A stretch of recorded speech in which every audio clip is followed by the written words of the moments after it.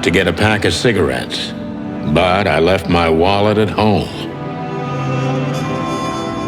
Yeah, that's me. I'm getting old. My name is Sonny Featherland, an investigator for 20 years, and once the star of the predatory division of the Clawville Police Department, one half of the legendary Chicken Police. But buying a pack of smokes is more than I can handle right now. Maybe I should just lay low. Yeah, I'll do that. The most colorful place in the wilderness. For all the gods, what bullshit. The last clucking color left this city years ago.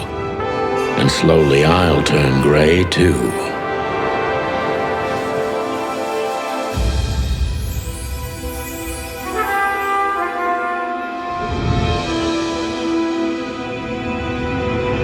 Still, what do I expect? We're living in a vast experiment, and don't even notice that everything got clucked up a long time ago. We believe in this wonderland of peaceful coexistence. Wolves and sheep, chickens and hounds. Yeah, sure, why not? It's just ridiculous. The dog eats the chicken. It's in our nature. I'm not propping up the illusion anymore. 121 days, and it's over. Retirement.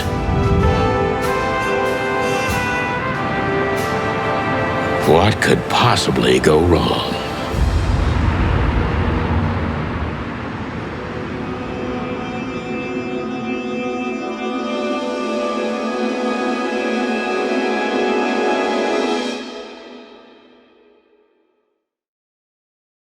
Ah, crap.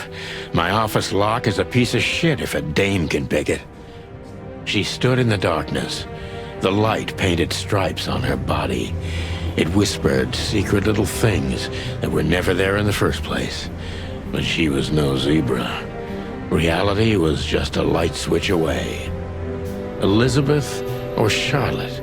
I was sure she'd have a sophisticated-sounding name. She had a bygone look in her eyes, older than this ancient building, and perhaps the whole city itself. Or maybe I'm just drunk. But she was the first womanly thing in my place for a long time, so I had to give her a chance.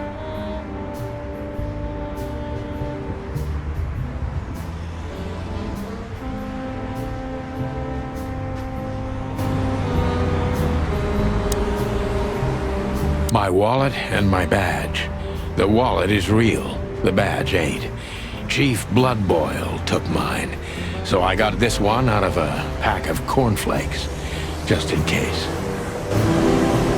My last cigarette. You're lucky I don't have a light, pal. She doesn't seem so dangerous that I need to grab my gun, but you never know.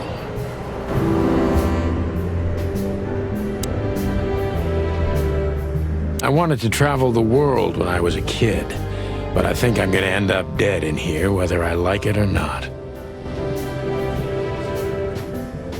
Every whiskey has the same color nowadays, at least in this price range. I promised myself I'd write a novel one day.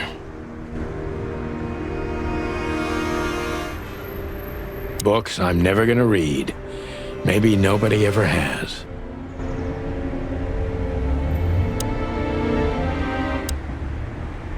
Who is this dame, anyway? And what the cluck is she doing in my apartment on New Year's Eve? Let me introduce myself. My name is Deborah, Miss Deborah Ibanez. You're mistaken, ma'am. Oh, really? Please enlighten me, Mr. Featherland. I'm not a private eye. I'd recommend Mr. Philmar Lowe instead of me. He's a nice guy. Believe me, Mr. Featherland, it's not an accident I came to you. Look, miss, I work for the police, and I'm currently on leave. I couldn't accept private commissions even if I wanted to. Not even from a classy dame like you. Am I that easy to read? That's my job. But tell me, since you've invited yourself in, would you like a drink? I don't usually drink. Well, I've gotta have one. And it'd be rude of me to drink alone. So, maybe some sherry? If you insist. But bourbon, please. Ah, thank the wild ones. That's all I have. What a coincidence. So come on, spill it from the beginning.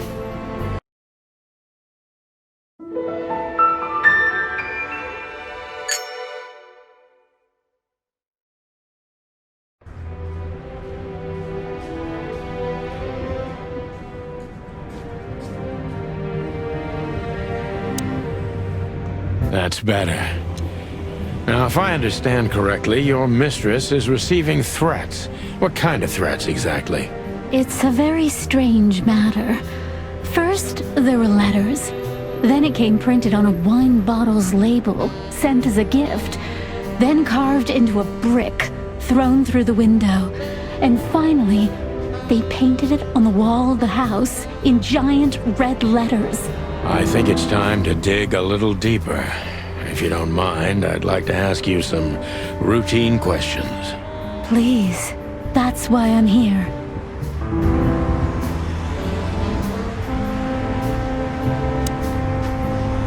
We used to be star cops a few years ago. Tabloid press, radio interviews, and even a book series. I don't miss those days. Of course, Marty, my old partner, would disagree. He just loved the spotlight. This is one of the most beautiful memories from my old life, before Molly left me and took our daughter. The good things in life don't last long. The best ones always leave first. I saw that in the window of a shoe store. I never understood it, or what it had to do with shoes. M.B. Davis, the eternal king of jazz. The photo is from the days of jazz prohibition. I only heard the old man live one time, but I'll never forget that night. And not only because I woke up at the harbor without my gun, my badge, and my pants. The Wild Gentlemen. Those guys rebuilt the city after the Great Fire of 867. My heroes when I was a little chick.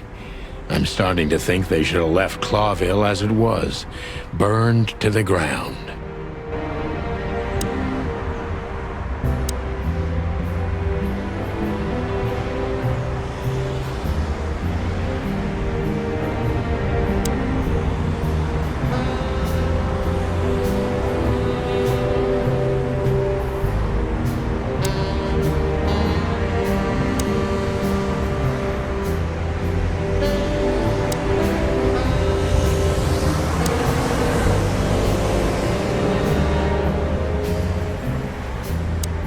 I must be cautious and smart.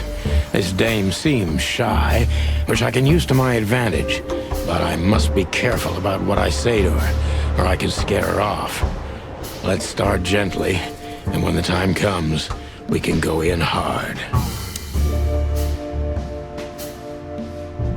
Who exactly are you, ma'am?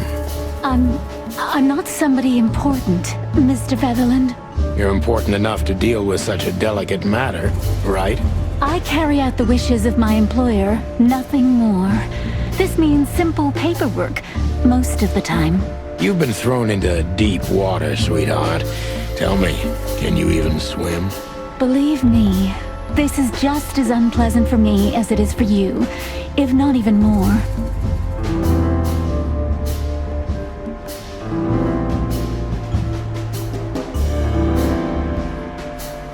You're not very confident. Are you sure you're all right? Yes, excuse me. I'm just a bit nervous. I've never done anything like this before. Breaking into the apartments of strangers isn't that big a deal. Some people do it as a hobby. Please don't make fun of me, Mr. Featherland. This is hard for me as it is. You're right. Sorry.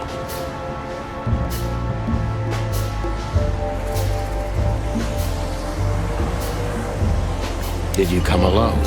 All by yourself? I took the subway, then the tram, and then I walked. It wasn't easy to find this place, and to be honest, I had to be discreet. Yeah, well, I think I'm starting to get the picture. This is quite unpleasant for me.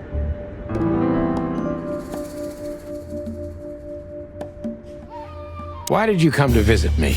Why not your employer herself? My employer is Miss Natasha Katsenko. She hasn't been leaving her home lately, only if she really has to. How so? Miss Natasha is afraid. She's scared because of those unwanted messages, and everyone knows who she is. So she's that kind of woman. I don't know what you mean. Of course you do, Deborah. Thank you, by the way. We're finally getting somewhere. We avoided the point long enough. Deborah's hiding something, no question. Let's focus on that.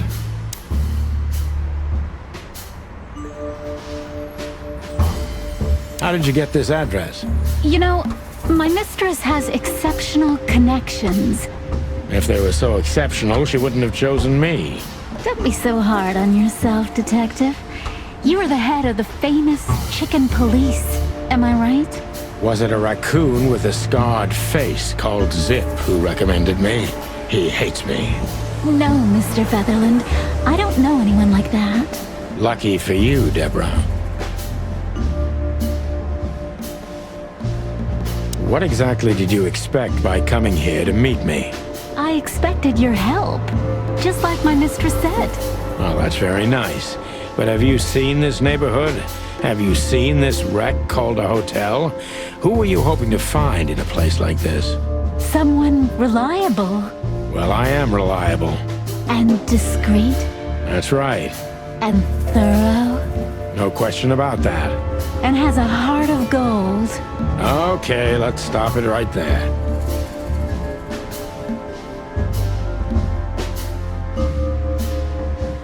Are you in some sort of jam? Nothing of the sort. There are simply things better left unsaid. Then you're wasting my time. I trust your instincts. You'll manage it. Yeah, and I have no other choice, right? To be honest, no, Mr. Featherland. Not really.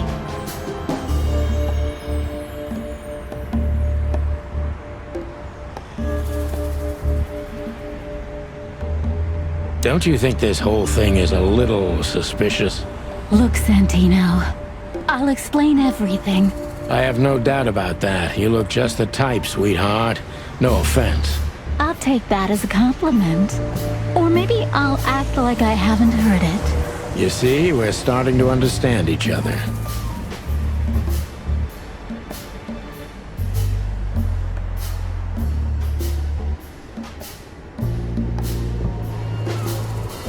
If you won't come clean, what's the point of all this? But, Mr. Featherland... I'm sorry, sweetheart, but I'm way too old for this game. Please, just think again. For me and my mistress's sake.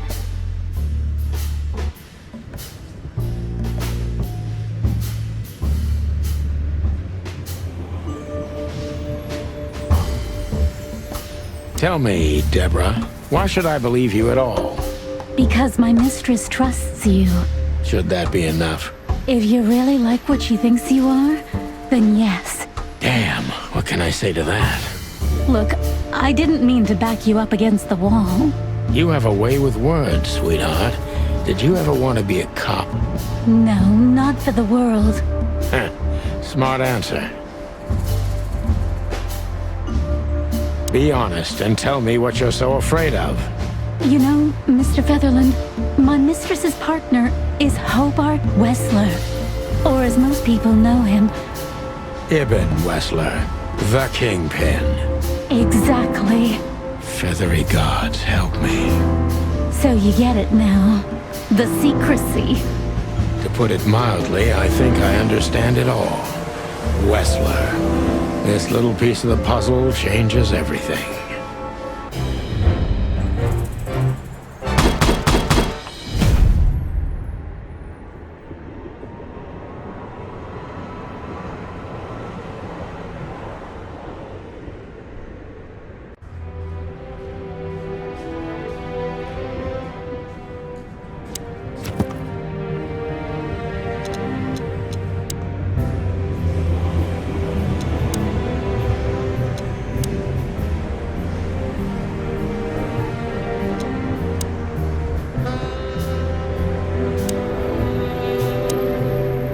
Why don't you take it to the police? Just go there and file a report. Photos, flashing lights, fingerprints, you know the drill. The evidence is very clear. Even a moderately talented detective could easily wrap this case up. Or just try the phone. 555-111. Please, take a look at this. Well, okay. Let's see.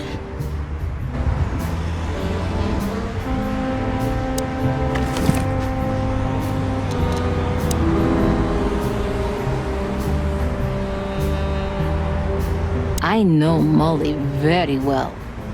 Please note this when deciding whether or not to accept my assignment. Miss Ibanez is a trusted friend. Treat her as gentleman. N.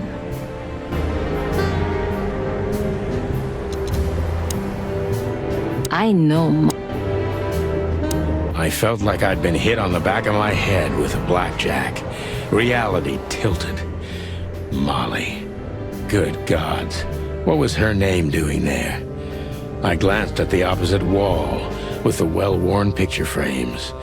Like an eternally dark hole in the wall. A missing piece. She was wearing a light silk dress and singing a lullaby.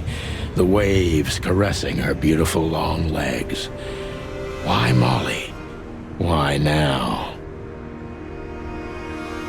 Mr. Featherland? Santino, are you all right? What the hell is this supposed to mean? I don't know anything, Mr. Santino. My mistress told me to give this to you. She said you'd understand. Don't you? Oh, of course I understand, Miss Ibanez. I get it very well. But this case is becoming more and more confusing. It's starting to look like blackmail. Blackmail? Don't play innocent with me. But... All right. When can I visit? Visit? Me? Not you. Miss Katsenko. Oh, yes. You can find her at the Tsar Club. Didn't you tell me she's not the social kind? That she's especially unsociable? Or does she only like loud and crowded clubs? No, she's really not like that. But she owns the place. Judging by the flyer, it must be a very busy club, especially on New Year's Eve, right? I'm sure you'll have no trouble finding Miss Katsenko, but there's one small problem, Mr. Featherland. Let me guess. Mr. Wessler better not know about my visit. Exactly. How did you know? 20 years experience, ma'am. Oh, and please, call me Sonny. It was a pleasure to meet you, Sonny. I'll talk about the rest with Ms. Katsenko in person. A good friend of mine would be happy to take you home if you'd like. I'd appreciate that, Sonny.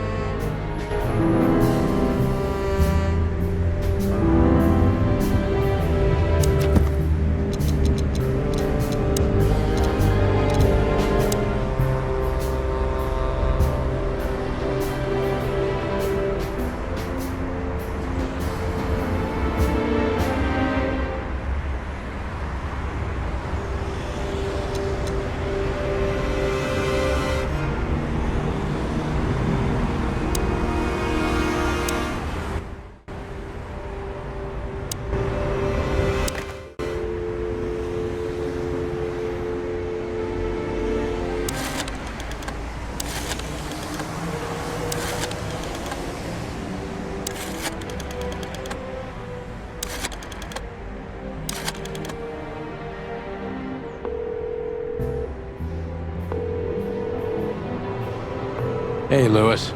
Am I bothering you? No, of course not, Sonny. old friend. What's up? Could you come over? I've got a favor to ask if you're not busy. For you, anything. Just a minute. Lewis arrived a few minutes later.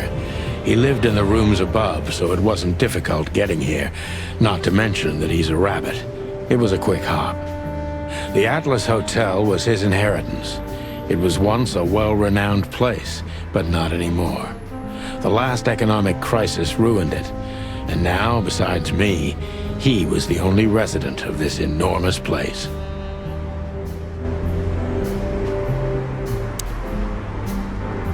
The good old rabbit. I can always count on him, even on New Year's Eve.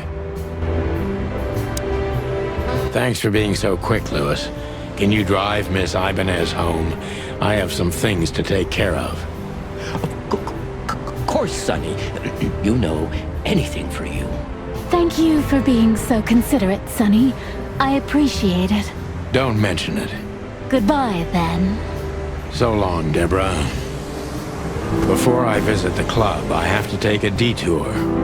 I've got a feeling that this case isn't going to be a one-man job. And there's only one bird in this city I can trust. My ex-partner, Marty. He's going to be at the station. I can only hope he'll be willing to talk to me.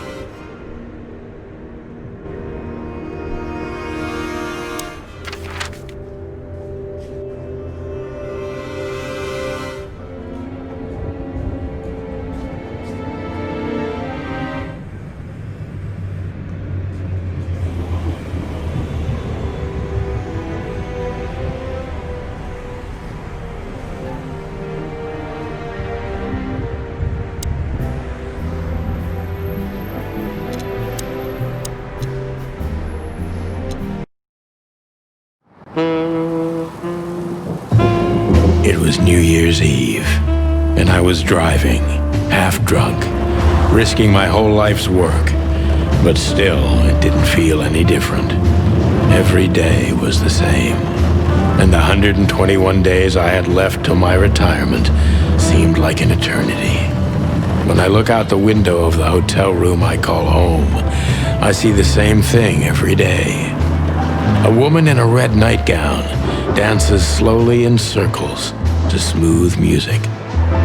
The 9 o'clock show, with a glass of cheap bourbon and the red gown with the silent music. In the meantime, the proud city of Clawville is slowly eating itself alive. And we're still here, with nothing left to lose but our sanity, while others, the smart ones, had already gone. Molly. Does her name really upset me this much? All those years of solitude, and I still jump without question every time I hear it. And then there's Marty, my ex-partner, who hates me. But I know I have to speak with him, no matter what. Why do I feel like the past is watching me on this goddamn night?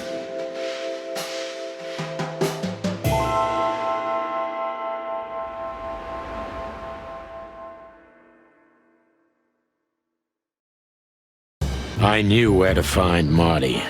At the station, we'd always draw straws about holiday duty. Marty never joined in. He always took the New Year's Eve shift, even though he had someone to go home to. I understood. 10 years ago, we survived the night the press called the Bloody New Year. Forgotten by Clawville, but not by us.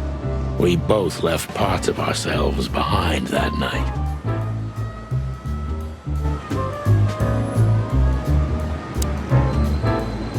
Phyllis and Roy's. Two hedgehogs with an arrogance typical of novice cops. They're as prickly as they look. Officious little shitheads, but harmless.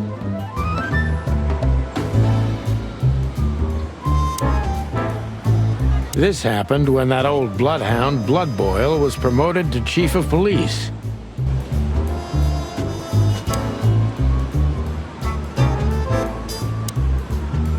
Every time this poster disappears, good old Blood Boil puts it right back, immediately. I tore it down at least 3 times already. Actually, it's a kind of passive-aggressive game for us with the chief. Back into the lion's den.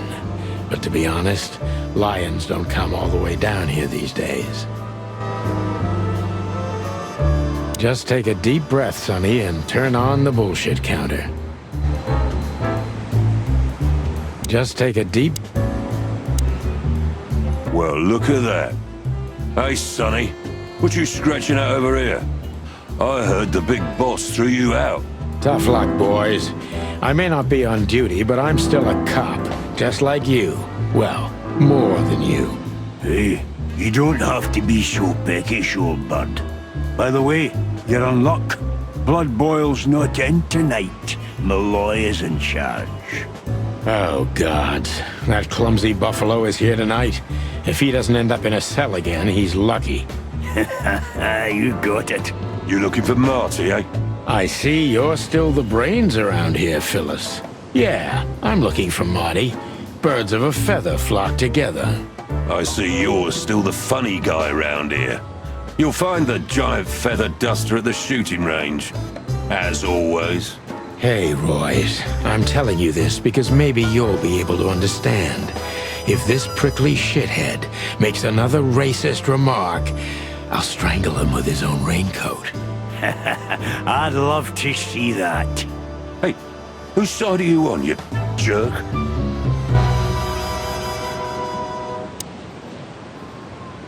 Here we are again, Clawville Police Department. I've never been good at history, but if I'm not mistaken, this place has been a church, a hospital, and even some insane cult's secret hideout over the years. Anyway, the place holds the secrets of the ages, and some drunk pigs in the basement.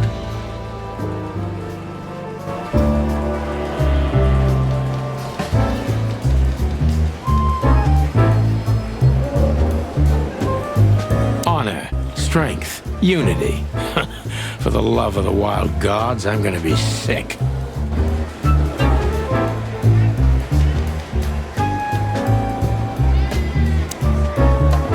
Monica Rosen.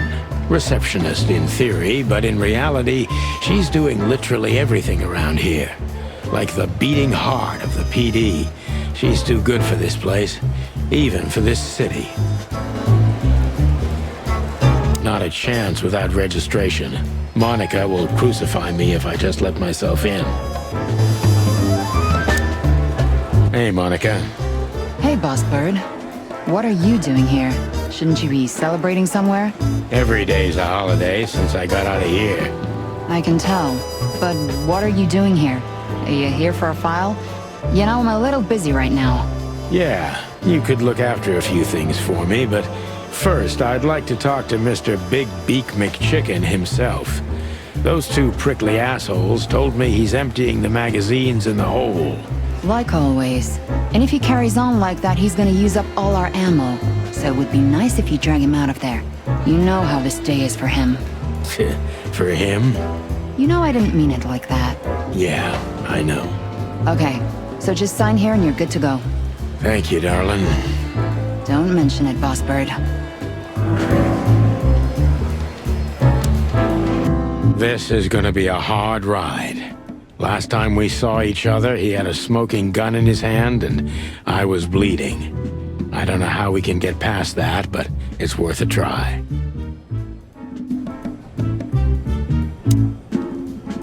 Marty looks good. Big and loud and angry as always. Hey, Marty. Oh, well, look who's here. Hello, Boss Bird. What, are you lost? This is the PD building, you know? Cut the shit, Marty. We're better than this. Well, at least you are. Better than anyone, huh? Marty, come on, let's forget that. What's past is past. Easy for you to say, Sonny.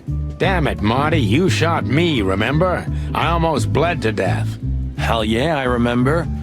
Unfortunately, my aim wasn't good enough. I need your help, okay?